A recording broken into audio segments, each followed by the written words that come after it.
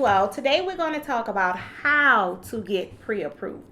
That's very, very important. A lot of information. Take note, coming at you. You have to start by determining what lender you would like to work with. Whether it's a lender, whether it's your bank, your credit union, you decide.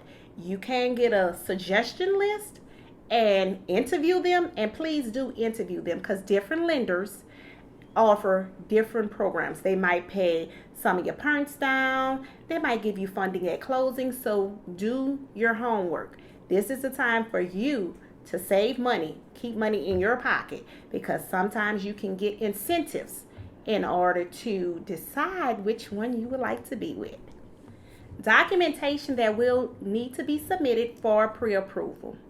Of course, they're going to need your social security, your identification. They're going to need any proof if you were married, divorced.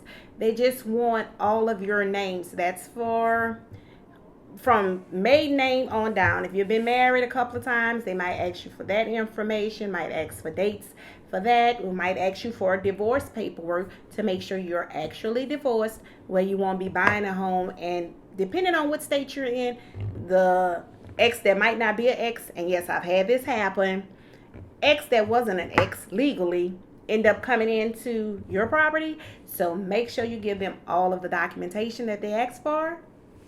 Okay, second form is your income. Yes, they're going to need proof of your income, whether that's W-2, whether it's your tax returns. If you're doing a bank statement loan, of course, they'll need the bank statement loan and 2 years of tax returns.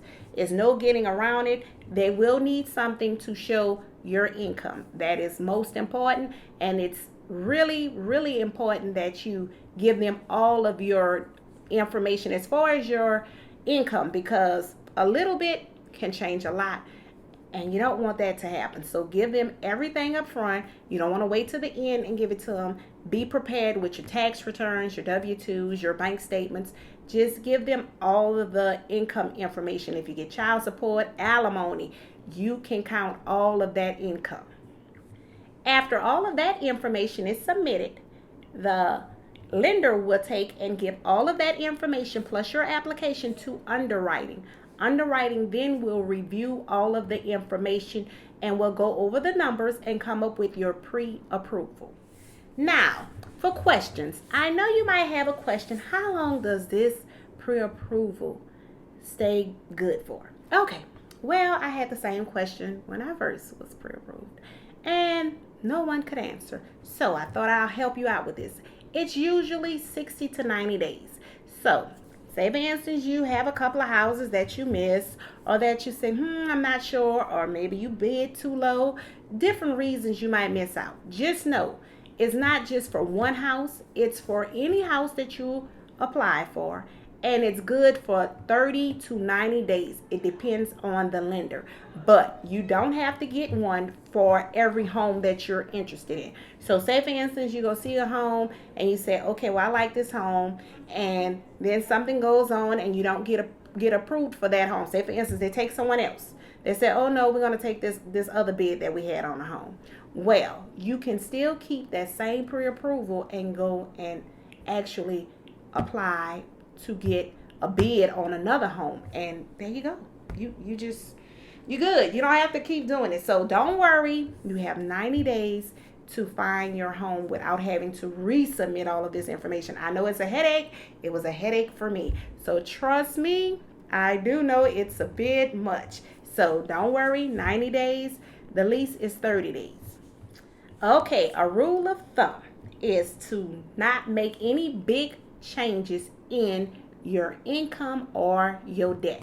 Now, this is the most important thing, you all. Very, very important. Don't let this slip your mind. Don't forget, you definitely have to remember this. Don't buy it. Okay? Don't buy anything. Once your documents and your information has been submitted to underwriting, you definitely, that's a no-no. Don't go buy any furniture. Don't go charge up a JC Penney card, TJ Maxx card, buy a car. You cannot buy anything with credit, and your finances shouldn't change either. So if you have 10,000 in a bank, it should not drop to 5 and then jump back up. Okay, so don't go buy anything. Wait to get your home. Your home is priority. Everyone should own a piece of something. So don't buy it. Now, don't let this good information go down the zinc.